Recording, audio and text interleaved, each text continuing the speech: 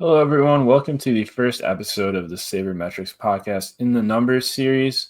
We'll be going through a player's numbers. I'll kind of help break down what these numbers say, what the charts say about different Sabres players. And first up, we have JJ Peterka. He's obviously the hottest Sabres name this offseason, a restricted free agent coming off a great season.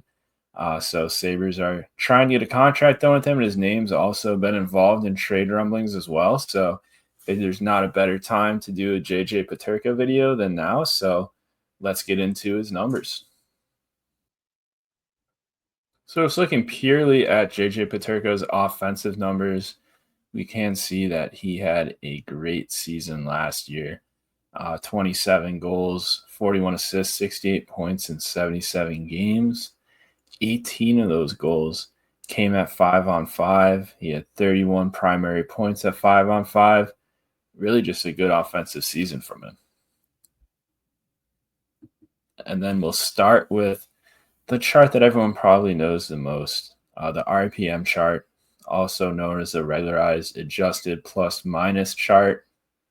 This chart basically uses linear regression to kind of show each player's unique impact on different aspects of the game, because hockey is a very noisy game. There's 5 players on the ice for each team, a lot of action. It's hard to kind of tell which player has an impact on which statistics. So through linear regression, through the available data we have through the NHL and through Evolving Hockey, who put this chart together, we're able to kind of sort out each player's impact on different phases of the game in the best way we can with the data that we have. And, I think they do a pretty good job with it. So we'll look at this chart right here. First off, on the left-hand side, you'll have a player's even strength chart. And then if you look over on your right-hand side, it will be the player's power play chart. And then just looking at the bottom of this chart, you'll see a goals for per 60 column, expected goals for per 60, Corsi for per 60, expected goals against per 60, Corsi against per 60. And those are the numbers you'll have on your even strength chart. And then to the right, you'll have goals for per 60, expected goals for per 60, and Corsi for per 60 on the power play, because we don't really care too much about a player's defensive numbers on the power play. So, just going from left to right again, goals for per 60, that's really a player's impact on the amount of goals a team scores at 5-on-5, or the rate they're scoring those goals at. As simple as that, puck going in the net for that player's team. Expected goals for those who don't know, we kind of measure unblocked shot attempts from the area on the ice and come with an expected goal figure. It can be an imperfect stat because there's a lot of information we don't have in the data that the NHL provides. We don't know what player's position on the ice is. We don't know what the passing play was to lead up to that shot. We also don't really know if that shot was on the rush or not. Sure, there's some things where some different websites where you get expected goal data take into account where, say there was an event 5 seconds before a shot, say it was a takeaway by that team that got the shot. One can kind of infer from that shot is more dangerous than one that had no track data before that, because that takeaway will likely lead to a rush chance and lead to a more dangerous chance for the offense. But that's really kind of the depth we have on that. It's still an imperfect stat, but weighing unblocked shots from the air and the ice is still a much better way to kind of show how dangerous a player is offensively than just looking at raw shots for data or goals for data, which can have some luck or unluckiness involved. So expected goals for per 60 is a measure of a player's offense in terms of just that, expected goals. Corsi for, that's that middle column right there. We see that's a little bit in the red for JJ Peterka, and that's basically just shot volume. Actually, that's a unblocked shot volume, or any shot attempt volume. Actually, I should say. So Fenwick is unblocked shot attempts. Corsi, which you'll see a lot, used to be the Sabres goalie coach. That is any shot attempt, even if it's blocked. So it's a good measure of just pure shot volume. Then we go to the right. You'll have expected goals against, kind of like expected goals for, but the opposite. You'll notice we don't have goals against per 60 here because goaltending can play a big factor in that. And it's hard to measure how good a player is defensively if their goaltending is either elite or horrible, because it can make a bad defensive player seem good or a good defensive player seem bad. So we just have expected goals against per 60 on here, and then Corsi against per 60. Like I said, the inverse of Corsi for per 60. That's just pure shot volume, blocked or unblocked. So with Peterka's chart here, I think the first thing that you notice is definitely just this massive blue line for goals for per 60 and that massive red line for expected goals against per 60. So let's dive into why that goals for per 60 number is so blue. So here we'll see that goals for per 60 number is so blue for JJ Peterka because he was just on the ice for an insane amount of goals for at 5-on-5. Like in terms of his team's on-ice shooting percentage. So when I say on-ice shooting percentage here, I'm not talking about JJ Peterka's personal shooting percentage alone.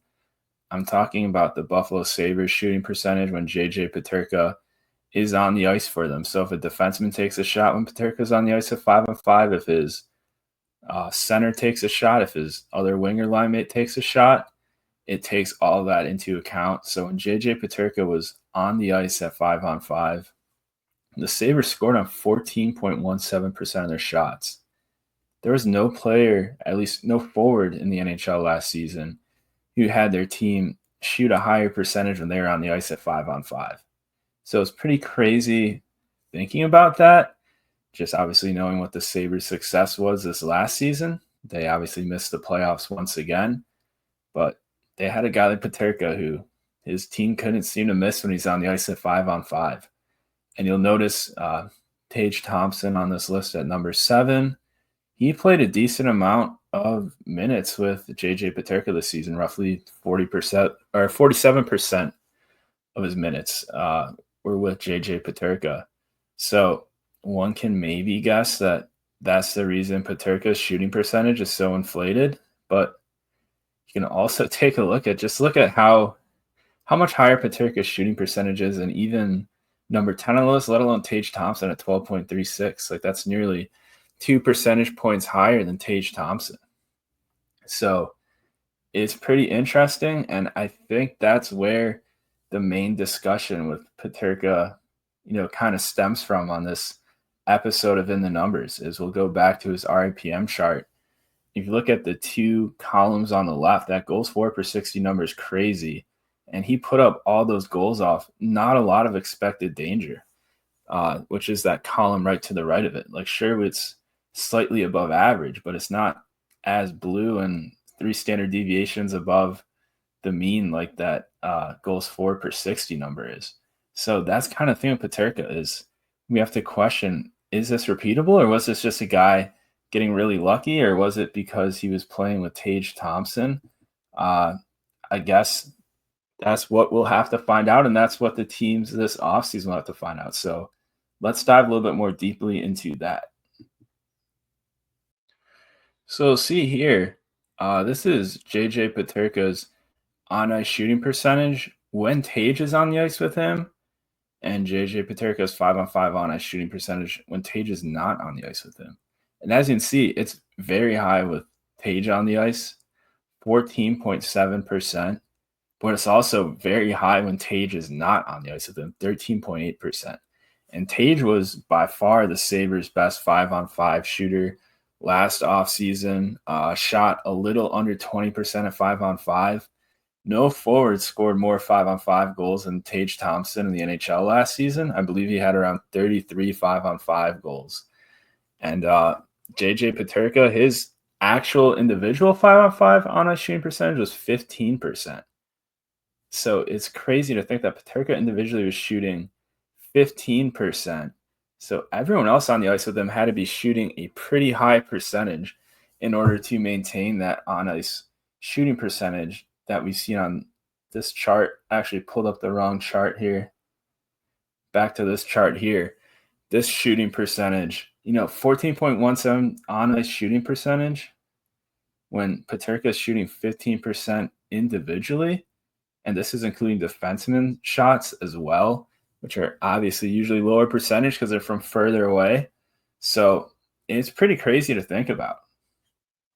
And then if we want to break it down even further, we could do JJ's 5-on-5 on ice shooting percentage by line. And for these 4, I included the 4 lines that he had more than 100 5-on-5 minutes with.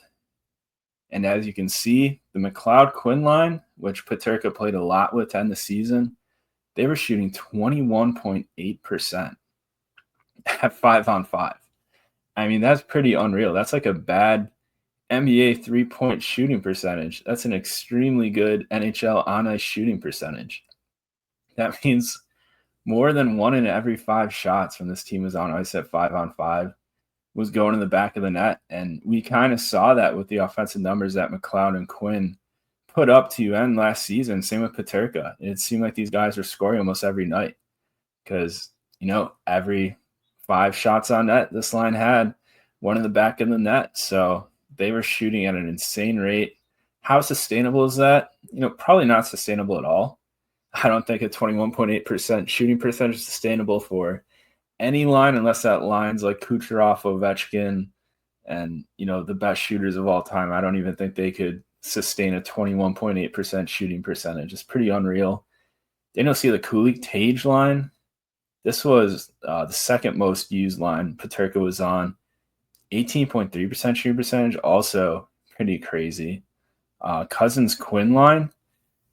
Obviously, those 2 guys, Cousins and Quinn, did not have the highest shooting percentages last year, particularly Cousins in his time in Buffalo. But even that line managed to shoot 11.5%, which is extremely respectable.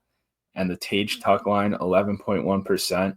So JJ Peterka was just seemed like he was magic for a lot of these guys. When he was on the ice with him, his team was just shooting a higher percentage. Like, was it luck?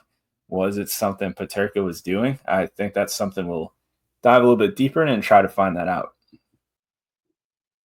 So as I mentioned earlier, expected goals just with the data we have is an imperfect number.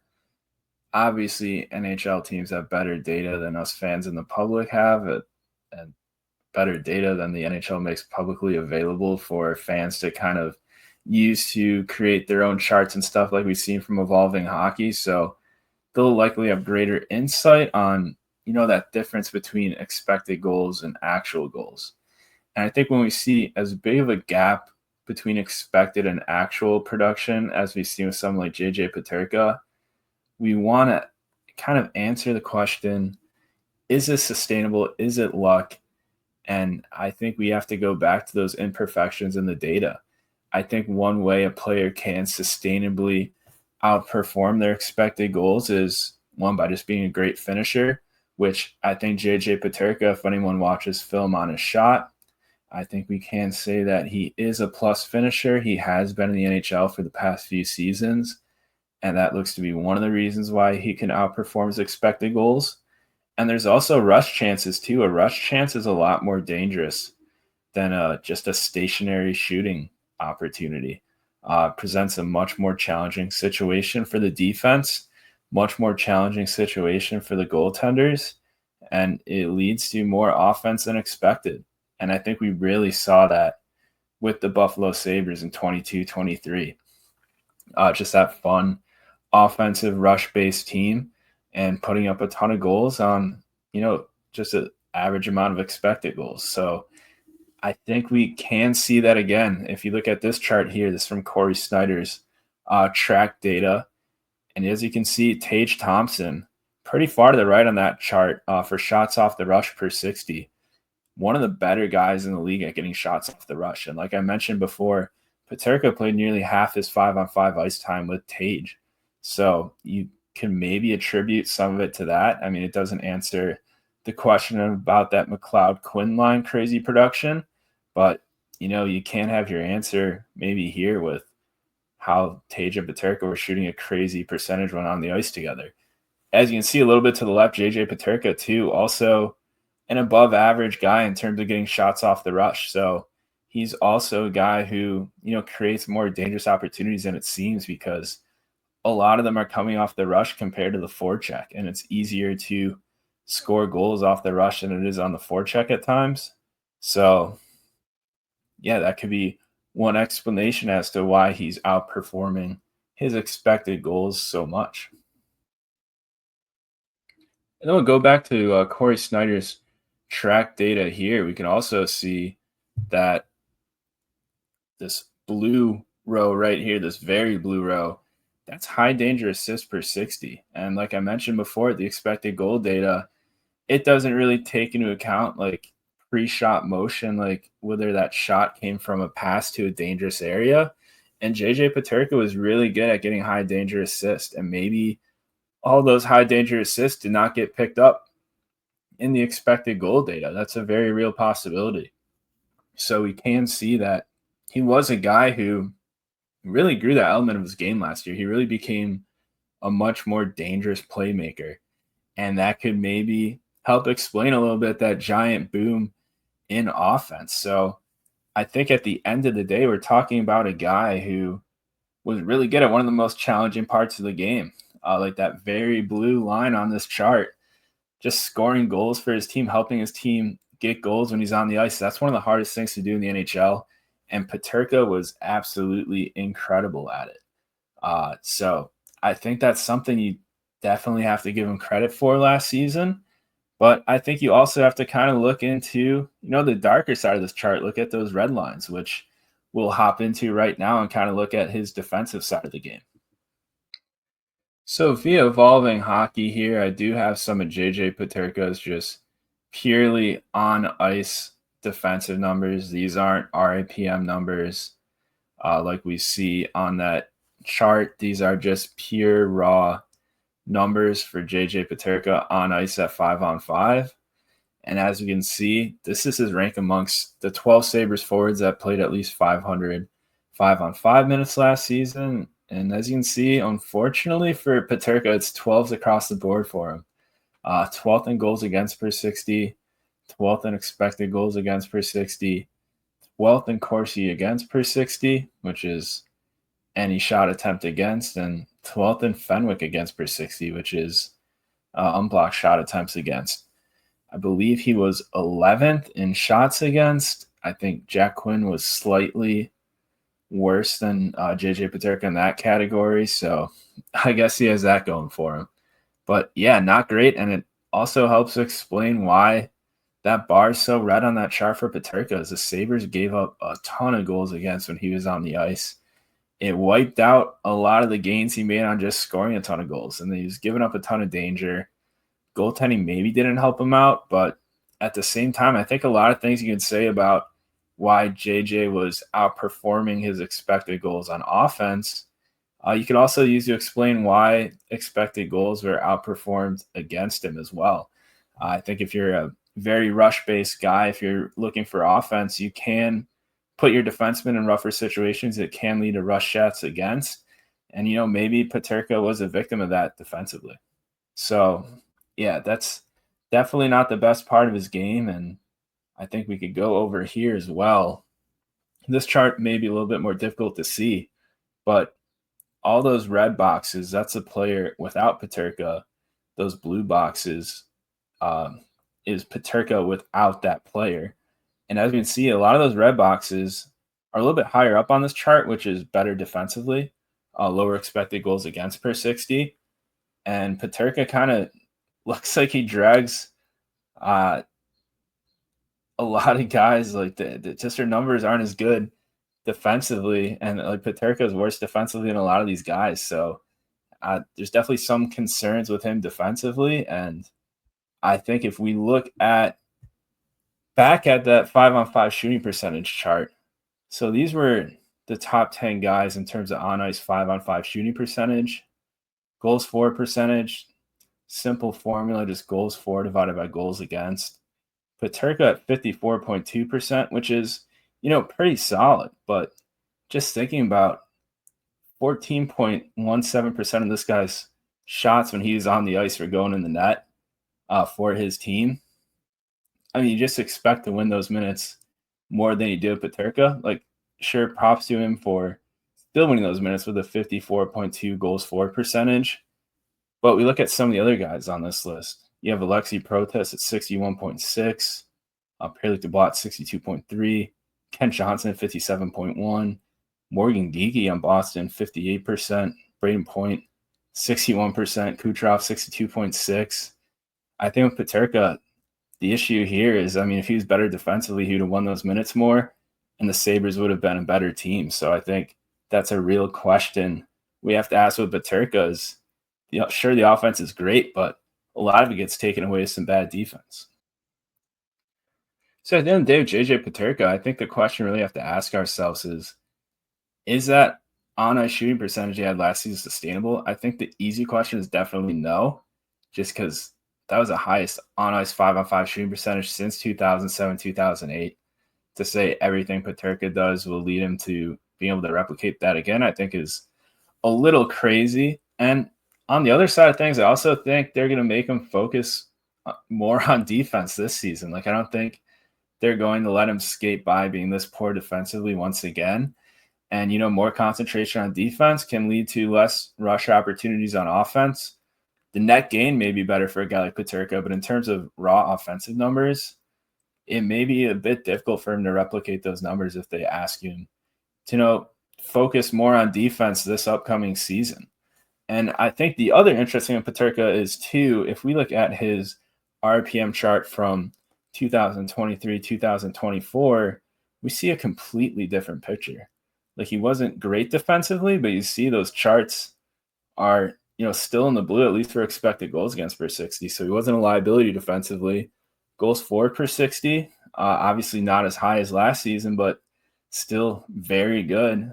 Generated even more expected goals for per 60 and even better shot volume. So we do know that there is a player in there where if he's a bit less chaotic in his overall game, he can be a very impactful player. Sure, he was impactful last season, but really just a chaos with his game, with giving up a ton of stuff defensively, kind of wiped out a lot of the good games on offense. But at the end of the day, he does have one of the harder parts of the game down, just scoring goals at 5-on-5 for his team, being on the ice for 5-on-5 goals for his team.